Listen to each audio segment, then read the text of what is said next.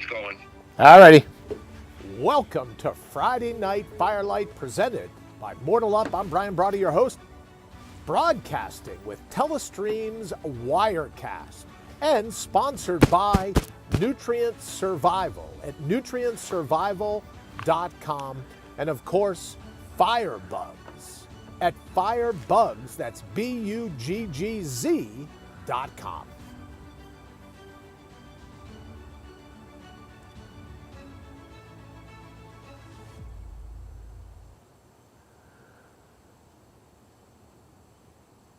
Thank you. So we started off this whole thing. Thank you for sticking around if you're still with us for the 15-minute delay. So here's how we started off. When I first came up with the idea of Friday Night Firelights, they're like, oh, wow, Brian, really an outdoor set. You'll be exposed to the weather. You'll be exposed to all the different things that means, all the technical disadvantages, all the weather disadvantages. And I'm like, yeah. What could possibly happen? I got a Firebugs fire pit. I'll be set. Everything will go. I got nutrient survival food. Everything will be perfect, right? What could possibly go wrong? And if you've been following me, then you know, we've been hanging out all these years, you know that I say Irish luck, don't believe the hype. Because since we've started this little Friday night soiree, you and me, it's been below zero. We've had snowstorms. We've had windstorms. We've had power outages. It's rained so hard. If you remember, one time I had to do the show from under the umbrella. So you're thinking, okay, well, now that it's been sunny and 80 for a couple of days, what could possibly go wrong? I mean, the lights have been blown over. What could possibly go wrong? And you're saying to yourself, Brian, that's a nice little scarf you got there. Going for a little color, are you? Too bland? No. The scarf is from Insect Shield because the mosquitoes out here, again, right, Brian, can't spell I without the I in insane, can't spell Brian without the I in insane. I wasn't thinking at all about the mosquitoes. So with Insect Shield, I put on some pants, I put on some socks, put on a shirt, a scarf, and a scarf, whatever this is called, a scarf, a mask, right, if I spun it around, and I'm all set. So then we get ready to go tonight, and then there's some kind of glitch and some kind of ghost in the machine, and I'm told, thank goodness for Wayne. And again, Wayne, thank you very much. Wayne, get in and figured it out. Somebody hijacked our feed, and who knows. But in any event, thank you so very much for joining us for, although it's a late one, a live version of Friday Night Firelights. Obviously, I wanted to thank our sponsors, Nutrient Survival and Firebugs. I should say I'll be mixing up some more of my Nutrient Survival. I really have grown addicted to this drink. I absolutely love it. I've been using it as a cold drink when I'm out going for a ruck when it's been 80 degrees, but then also now that it's cooling off, not cool enough to keep the mosquitoes grounded, but now that it's cooling off, I'll be using it as a nice hot little toddy here in the evening. And I also will use this as a program note. This is my Firebugs fishing pole. Now, if you're not familiar with this, you'd think, well, Brian, or if we've talked about this before, you can put hot dogs on one side, you can put marshmallows on the other, and you just flip them like a jig, like a fire pole. So this is a programming announcement to announce that next week, my 3 youngest children will be on with me for Friday Night Firelights. They'll be standing in, actually making s'mores, maybe some hot dogs, I don't know, but at the very least, they'll be making s'mores, and it'll be live next week on Friday Night Firelight. So some of the questions that we've gotten, and I want to throw this right out in the beginning. Some of the questions that we've gotten, we tagged the show, come see what the flames will say to you. Well, because another thing I never contemplated, because of daylight savings time, 8 o'clock at night, I need sunglasses, right? I need sunblock. It's so bright out here still. So we're kicking around the idea, do we make Friday Night Firelights go down at 9 o'clock, but then pretty soon when summer gets here, it'll be bright to 10, and no one's going to want to hang out with me at 10 o'clock at night. So we're busy thinking about, what do we got to do in order to be able to continue to do this live? What do we got to be able to do to keep Firebugs fire going, and in order to be able to welcome our guests and say, hey, what will the flames say to you? So that's one of the questions that we were asked with this week. How are we going to do with it when the sun stays up in the sky longer and longer? So we're on top of that. The second most asked question, and I forget because it's so important to me, I forget at times that some people, especially if you're new to the channel, maybe I haven't done as great a job as I should have. Let me apologize in advance. I haven't done as good a job as I should have in explaining the concept of mortal up. If you hear me say it all the time, mortal up, mortal up, mortal up. So let me try it this way. Mortal up is a mindset for how you and I face incoming challenges, how you and I face incoming scenarios where maybe it's an emergency situation, but it's a little outside of the norm to where we have to rise to the challenge at hand, right? You and I have to figure out, what do I got to do to draw my line in the sand and confront whatever fate throws at me, whatever that may be, man-made or wrought by Mother Nature. And in this day and age, good golly, with all the political upheaval, all the craziness with the election coming on, all the craziness in Mother Nature, the storms, the rain, the tornadoes, the heat waves, the droughts, the floods, all of it. Mortal up is simply a mindset that you and I develop so that no matter what the threat incoming is, you and I are able to go, wait a minute, I got this, no problem. We'll be able to make this work. So mortal up is the way we respond, right? Respondez, s'il vous plaît, RSVP. When we're sent an invitation to a challenge, mortal up is simply how we respond. And I think I don't know, probably like you, I always think of Ernest Shackleton, right? I always think of everything he needed to do to get his men back. If you've ever read his book, South, about what he needed to do trying to get his men back from the South Pole, right? There was no, there was no wimp. There was no being triggered. There was no wuss.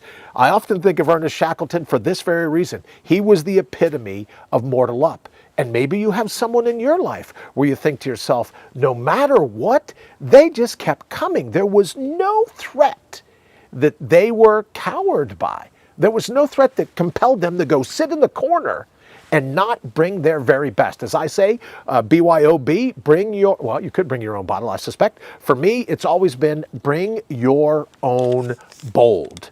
So that's the essence of mortal up, is when called upon, you bring your own bold. Now, I've said, with all the craziness going on in the world today, I've said that it really is imperative for you and I to be in a situation where we go, we can't rely on it being life as usual anymore.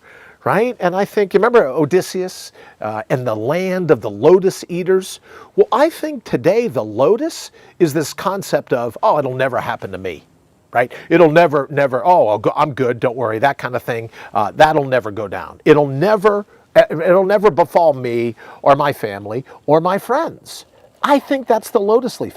I think you and I, at times, maybe it's our fault, right? But we most certainly, everybody outside wants us to be lulled into believing it will never happen to me. I'm safe, I'm secure, I'm set. And as I've said before on the show, I got to tell you, when it came time when I first learned about that brain tumor of mine, I had no inclination that there was anything super wrong with me. So it hit like that.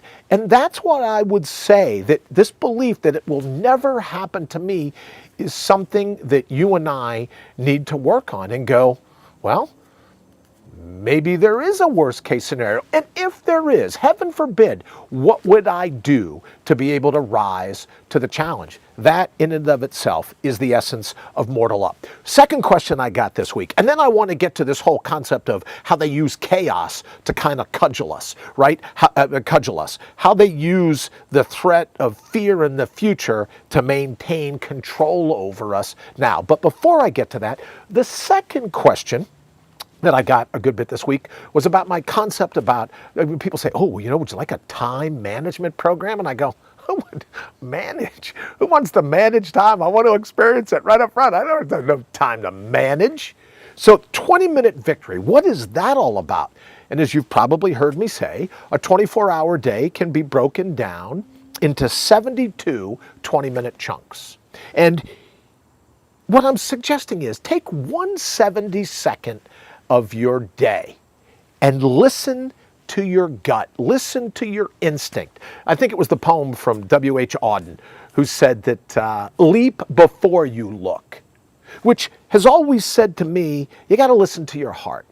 not the cries of the herd, and whether you spell the herd as a noun or a verb, not the cries of the herd, but what is your gut telling you? What is your instinct telling you? And if you live your life the way I do, and you choose to believe in thy will be done, the Tao follows its own path, right? Whatever it is that you believe. For me, I love leaping before I look. I don't want my ego getting involved and going, I don't know, that might not be good, that might not be fun, it might not be safe, it might not be this, it might not be that. I'd like to go into the moment at hand with no expectations. Thy will be done. Whatever it is you're going to throw at me, I'm up for the challenge. So 20-minute victories, people go, that's insane. And I go, well, that's the plan, right? The key to thriving in life is to underthink our situation, because our situations, it's the ego's job to think. It's like working a speed bag. But what happens when you and I underthink? And you go, I think I'll leave the mind right out of it. And when that happens, your gut rises to the occasion. Your instinct rises to the occasion. You're not all wrapped in bubble wrap and worry about what could happen. You say, thy will be done. And right, if I'm insane, and to be honest with you, there's plenty of days I have to flip a coin to see which way my head's going. If it's insane to believe that you should just throw caution to the wind, you should fly by the seat of your pants. I love this one. Fly by the seat of your pants. I'm asking for 20 minutes, baby steps, progressive adaptation, just like you build any other muscle. What if you and I were to spend 20 minutes at a time just following our gut, following our instinct, our intuition, and we go, let's leave our mind out of it. Let's leave our ego out of it. Now, I have a belief. I got into a disagreement with a good friend of mine the other day on LinkedIn.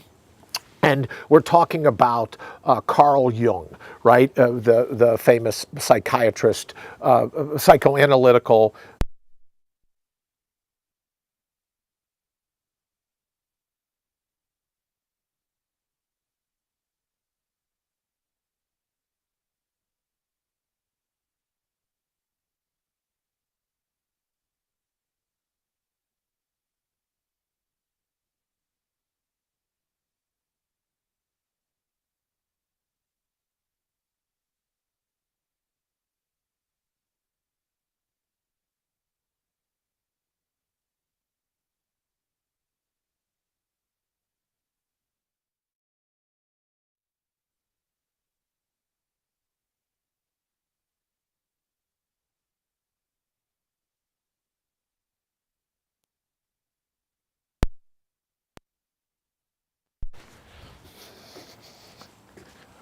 All right, let's try it again. So here we go. Oh, there we go. That looks a little bit better. All right, so as I was saying before, and I'm sorry that apparently we're even losing the internet signal now, or at least portions of it in terms of the audio. So what I was saying was that Carl Jung, the famous psychiatrist, believed in this concept, right? Believed in this concept of the shadow, where that part of you that you dislike the most kind of runs your life, right? If you don't do the things that you're afraid of, those things that you're afraid of, ignore the mosquitoes, those things that you're afraid of, right? That's just the thing about the insect shield. It's great for your body, but the bugs still buzz around. Excuse me. So one of the things that I like to think of is that the shadow, the thing that you're afraid of doing. Jesus says in the Gospel of Thomas, if you bring forth what is within you will save you. If you do not bring forth what is within you, what you do not bring forth will destroy you. So it got me thinking, what if Jung had read the Gospel of Thomas and you're thinking to yourself, hey, wait a minute here. If I bring forth what's in me, it'll save me. If I do not bring forth what is in me, it will destroy me. Which made me start to think, okay, what if it isn't so much the shadow? What if it's your alter ego that you and I have talked about before here? What if it's your alter ego and you're saying, look, I know time's running out. I know what it is that you and I are put here to do. I know, right? The ego, again, talking about overthinking a situation. The alter ego's like, yeah, I'm all over this underthinking concept. This is pretty good. What if he does? What if she does listen to her intuition, her instinct, her gut? And the alter ego, which had to go underground in the first place, right? Because the ego had tried to usurp authority. There was no dark night of the soul. There was no rite of passage, a bar mitzvah or a bat mitzvah. There was none of this transition out of adolescence into adulthood. So the alter ego's like, it's your alpha. It's your natural prowess. It's a part of your natural resources. And your alpha goes, I'm out of here. I don't want to be beaten up by the ego my entire time. So it goes underground. It becomes your alter ego. And then the battle that goes on in our subconscious mind is simply the ego, which has usurped everything that you could see, especially in this day and age. I was out earlier today and I had 4 people sitting around the table. All 4 were on cell phones, right? Of course the ego, everyone is looking at making sure that I'm getting likes, that I'm getting tweets, that someone's reaching out to me. But then what happens is your alter ego goes, so what am I supposed to do? I'm going to get your attention one way or the other. If I have to use stress, if I have to use anxiety, if I have to use depression, right? Gospel of Thomas, Jesus, if you bring forth what is within you, it's going to save you. If you do not bring forth what is within you, and that's what's so haunting about this. If you do not bring forth what is within you, what you do not bring forth will destroy you. And I think that that's a pretty big thing to focus on. Let that natural prowess, let your natural resources, that authentic vigor of yours, right? Your buried logic, the marrow of your bones, let that out so that your alter ego goes, yeah, she's listening to me now. He's right hitting it on all engines, hitting it on all cylinders. Because if not, you're going to turn against you. And a house divided against itself, as Lincoln said in his speech, a house divided against itself, it cannot stand. So that leads us right into, and I'm super, super sorry tonight about the audio trouble, about the broadcast trouble. I apologize. As always, it's my fault. I apologize about all of that. But I'd like to be able to leave you with this thought. The world is going crazy. And that is to say that everyone suggests that you and I should walk on eggshells with what we say to other people. I saw something today where the National Institutes of Health are suggesting that maybe they'll write it up so it's you're violating someone's personal rights if you don't use the name that he or she picked for themselves. The guy that got all in trouble for saying ladies, right? Just common courtesies anymore. Even be suggested that we don't use those common courtesies. So what I'm here to suggest is simply this. There are a good bit of people running around the world today, it would seem. I think about this a lot. How painful it must be not have a soul to bear. How painful it must be to know that you can be the cream of the crop, but you're the cream of a crop of a subpar existence. That's gotta hurt. But when it comes for you and me, the sycophants running the media, running the government, running everything that we do, it seems, the big business, the sycophants tied to some age-old scar, right? Triggered by a trauma left over from their adolescence. You and I are no more culpable for that than we are responsible for making them feel at peace with themselves. What you and I are responsible for is to make certain that we can protect the future for our families, our friends, our neighbors. We can move forward into no matter what fate throws at us, fully integrated. Again, going back to Jung's position of individuation.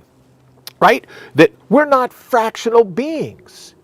We're not reliant upon outside applause or acrimony. Our sense of self is so adjusted. So as I promised, we're going to discuss the difference between, quickly, I know because we're running out of time, the difference between being a beacon and between beckoning, incoming, always looking for outside applause, outside sustenance. And I would say the inverse of to be a beacon. That beacon is one of self-esteem. That beacon is one of realizing who you ultimately are and everything that you're capable of, no matter what anyone else says about you. That's clearly, making it full circle, that's clearly the definition of mortal up. To make absolutely certain that you and I are in a position that no matter what befalls us, we know we're going to go at it, lead with our chin, square our shoulders, and we're going to make it work, because that's what we're put here to do. And I'm beginning to believe that the inmates, I'm beginning to believe it's all around us, the inmates are running the asylum. But you and I are not responsible for whatever hurt that triggered in the past. You and I are responsible for what the future looks like for our family and friends. So as we get ready to wrap it up, and again, please accept my apology about the delay and also the interruption in the audio. As we get ready to wrap it up, it would be with this thought, that you are better most times. You are faster. You are stronger than you possibly remember. We all are. And a mortal up is the summons to the deepest parts of us, the very best parts of us. It's a summons to call forward that which isn't afraid of anyone, anything, any opinion as to what happened to you. No matter what they do to try to shadow ban us, no matter what they do to stomp us down, no matter what they do to quiet our voices, you and I aren't responsibility to be the balm of their wounded soul. Think about how horrible someone must feel to go, yeah, I don't know about this self-esteem thing, but I'm going to let your interpretation of me, I'm going to let what you call me affect my value. Talk about running around through life with penny stocks, crap stocks, stocks that aren't even worth anything. Talk about the negative opinion someone must have to be able to say, hey, look, your words hurt. Words aren't violence, unless you're philosophically decrepit, I suspect. Words aren't violence. They're not incoming. They're not poisonous tipped arrows, unless you let them be. So maybe that's the thought. When you and I mortal up, let's just not let in any poison-tipped arrows, because I'll tell you, if we withstand everything going on in our country right now, we withstand everything as fate is throwing at us, we're going to be in a pretty great position, because there's all kinds of people that don't want to work, don't want you to talk, don't want to make anything out of their lives, and it's going to be easy. Talk about rising to the cream of a absolutely great par crop. We're going to be the ones in the best position to do just that, because it will not last forever. Just like Shackleton knew. Just like, can you imagine? We've talked about off the savannas of Africa, or evicted from the Garden of Eden. If we did so, worried about outside opinion and conjecture, if we were so fragile, so temperamental, that we would have never explored the unknown because we were afraid we might bump into someone that doesn't have the nicest things to say about us? Really? I don't suspect you and I would be here to even be having this discussion right now. If our family ancestry was one of being overly fragile, overly timid, woke, if you will, right? If our family ancestry was one of fragility, you and I wouldn't be here. All right, because it's so mashugana. I don't know where the volume is or how long we've gone. Let me say goodnight, because I want to try to hold these to 20 minutes.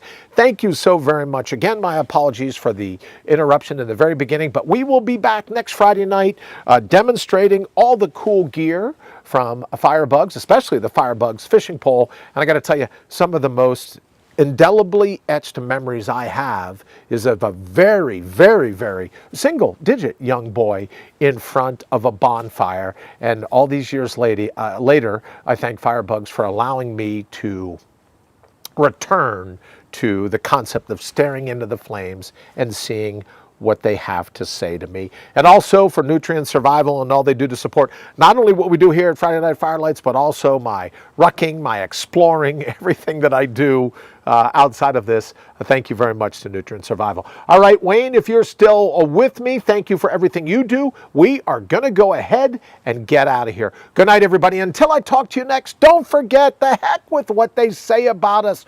All you and I are focused on is what we got to do to mortal up.